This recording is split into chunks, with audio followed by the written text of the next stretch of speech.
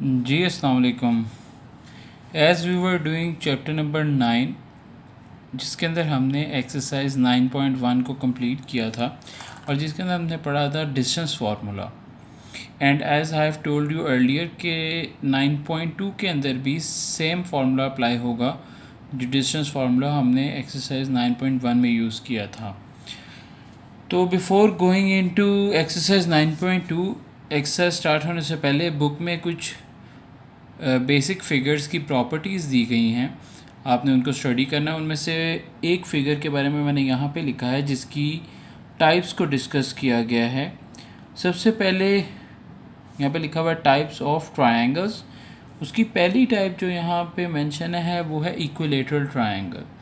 तो equilateral triangle क्या होती है? Equilateral triangle is a triangle in which the length of 3 sides of the triangle is same, जिसमें तीनों साइड की लेंथ जो होती हैं वो सेम होती हैं। The next one is isosceles triangle. Isosceles triangle is a triangle in which the length of sides of 2 sides of triangle are same, जिसमें 2 साइड्स जो होती हैं वो सेम होती हैं।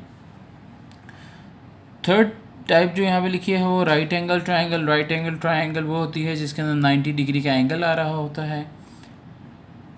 Fourth type is scalene triangle. Scalene triangle is a triangle in which the length of any side of triangle is not the same, इसमें तीनों sides जो होती हैं वो डिफरेंट होती हैं। जी, तो अब हम चलते हैं एक्सरसाइज 9.2 की तरफ, जिसमें हमारे पास पहला क्वेश्चन लिखा हुआ है कि vertices this and this of an equilateral और एन आइसोसेलेस ट्रायंगल। हमने इन तीनों वर्टिसेस को यूज़ करके बताना है कि ये क्या तो इक्विलेटरल ट्रायंगल फॉर्म कर सकते हैं या फिर आइसोसेलेस ट्रायंगल फॉर्म कर सकते हैं। तो उसके लिए हमने तीनों पॉइंट्स को एक नाम दिया है। इसको हम P कह रहे हैं, इसको हम Q कह रहे हैं, इसको हम R कह रहे हैं।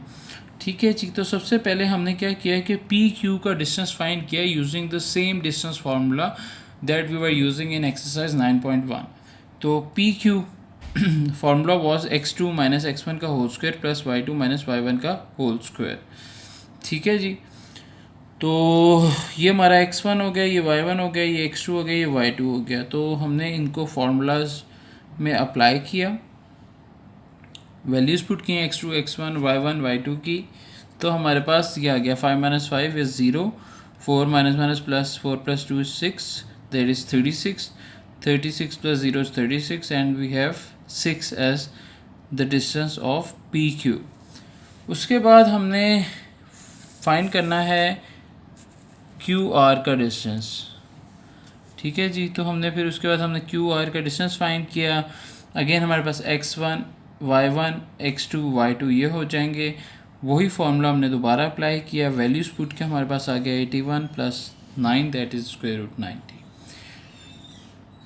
एट लास्ट हमने P और R का डिस्टेंस फाइंड किया by applying the same formula, -5 -4 1 plus 2 -9 का होल स्क्वायर प्लस 3 का whole square, we have 81 plus 9 is equal to square root 90। अब आप देखिए कि जो हमारे पास डिस्टेंस आया है QR का डिस्टेंस आया स्क्वायर रूट 9, PR का डिस्टेंस आया है स्क्वायर रूट 9। दो साइड्स जो हैं दैट मीन्स दो साइड्स की जो लेंथ है वो इक्वल है। तो जैसे कि मैंने आपको बताया था कि अगर दो साइड्स किसी भी ट्रायंगल की सेम हो तो जो टाइप हमारे पास आती है वो होती है isosceles triangle. That means it forms an isosceles triangle PQR। जी, now we have question number 3.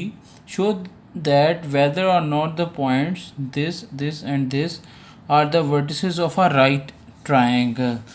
तो सबसे पहला काम हम क्या करेंगे, हम इनको पॉइंट्स का नाम देंगे P, Q और R, उसी तरह जैसे हमने प्रीवियस क्वेश्चन में किया था। सबसे पहले हमने PQ निकाला, PQ में वही वाला फार्मूला अप्लाई किया है जो कि डिस्टेंस फार्मूला हम यूज़ कर रहे हैं। जब हमने इसको वैल्यूएट किया तो हमारे पास आ गया स्क्वायर रूट 10। फिर हमने QR निकाला, जैसे हमने पिछले क्वेश्चन में भी निकाला था। QR निकाला, उसको जब हमने वैल्यूएट किया, वैल्यूज़ पुट करके, तो हमारे पास आ गया स्क्वायर रूट 52। देन हमने PR निकाला। PR निकालने के लिए हमने अगेन वैल्यूज़ पुट की इसी फार्मूला के अंदर। जब हमने वैल्यूज़ पुट की, इसको वैल्यूएट किया तो हमारे पास आ गया 3 स्क्वायर रूट 2। स्क्वायर रूट 18 आता है। जब हम इसको मज़ीद सॉल्व करते हैं तो हमारे पास आ जाता है 3 स्क्वायर रूट 2। तो अब हम किसी भी ट्रायंगल को राइट एंगल किस तरह से प्रूव कर सकते हैं, वो हम प्रूव कर सकते हैं यूजिंग द पाइथागोरस थ्योरम।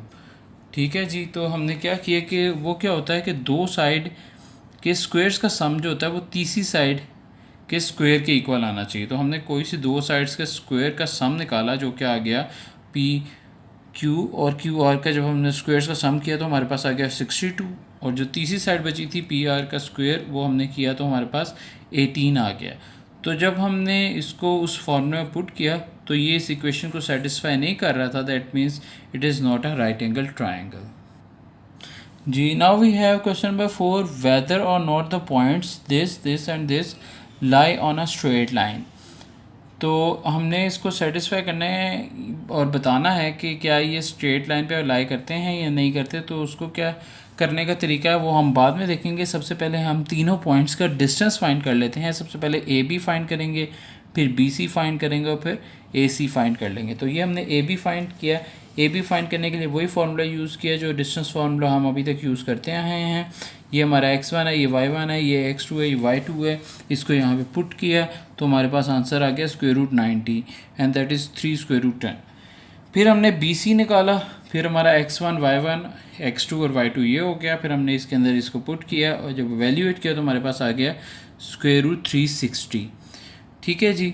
तो उसके बाद फिर हमने ए सी निकाला, वैल्यूएट किया, वैल्यूज पुट की उसी फॉर्मूले में, इस वाले फार्मूले में, तो हमारे पास आ गया 3 स्क्वायर रूट 10।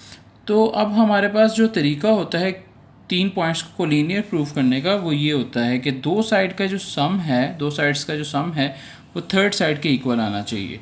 तो हमने जब दो साइड्स का सम किया वो आ गया 6 स्क्वायर रूट 10 और जो तीसरी साइड थी उसका भी आंसर था 6 स्क्वायर रूट 10। दैट मीन्स कि A B C are collinear जी। Next we have question number 5। Question number 5 में लिखा हुआ है find K given that the point 2K is equal distant from this and this. So as mention in the question कि ये वाला जो point है वो इससे और इससे इक्वल डिस्टेंस पे है। तो सबसे पहले हमने क्या करना है कि हमने इस पॉइंट का इधर तक डिस्टेंस निकालना है, फिर इस पॉइंट का इस तक डिस्टेंस निकालना है और दोनों को एंड में इक्वेट कर देना है। तो इसको हम कह लेते हैं जी पी, जैसे कि यहाँ पे लिखा है। इसको हम क्यू कह लेते हैं और इसको हम कह लेते हैं आर। तो first of all we have to find P Q and then P R. P Q find करने के लिए हमने वही फार्मूला यूज़ किया जो अभी तक हम करते आए हैं, जो कि हमारा डिस्टेंस फार्मूला है। तो ये हमारे पास आ गया जी x2 minus x1 plus y2 minus y1। हमने वैल्यूज़ पुट की, ये 3 माइनस 2 1 आ गया, 7 माइनस के का होल स्क्वायर आ गया। अब 1 का स्क्वायर तो 1 आ गया, यहाँ पे 7 माइनस के का फार्मूला ओपन करना पड़ेगा, a square minus 2ab plus b square ये आ गया। फिर उसके बाद हमने क्या करना है कि हमने पी आर निकालना है। हमारे पास 1 प्लस 4950 आ गया। फाइनली हमारे पास ये एक आंसर आ गया पी क्यू का। अब हमने पी आर निकालना है, उसमें भी हमने वैल्यूज़ पुट की। 9 माइनस 2 7, 1 माइनस के का होल स्क्वायर, 9 माइनस 2 7 7 का स्क्वायर करेंगे 49 आ जाएगा। इसका अगेन फार्मूला ओपन करना पड़ेगा, ये आ जाएगा 1 स्क्वायर 1 फिर B square plus B square minus 2ab ये आ गया जी। 49 प्लस 1 इज़ 50। तो as according to the given condition उसमें हमें बताया गया था कि जो पी क्यू है और पी आर है दोनों इक्वल डिस्टेंट हैं। तो दैट मीन्स कि हमें उन दोनों को इक्वल रखना पड़ेगा जो भी उनका आंसर आया है। तो हमने उन दोनों को आपस में इक्वल रख दिया। Taking square on both sides, हमने दोनों तरफ स्क्वायर किया, स्क्वायर स्क्वायर रूट से कट गए। फिर हमने क्या किया कि देखा कि कौन कौन सी लाइक टर्म्स हैं। ये वैसे में नज़र भी आ रहा था कि के स्क्वायर से सेम है तो ये आपस में कैंसिल हो सकता है। उसके बाद हमारा जो 50 था 50 से कैंसिल हो रहा था। हमारे पास बचा -14 के प्लस 2 के, ये होता है जी -12 के, और उस साइड पे 0 बचा था। फिर ये -12 उधर जाके डिवाइड हुआ और फाइनली हमारे पास आंसर आ गया k = 0।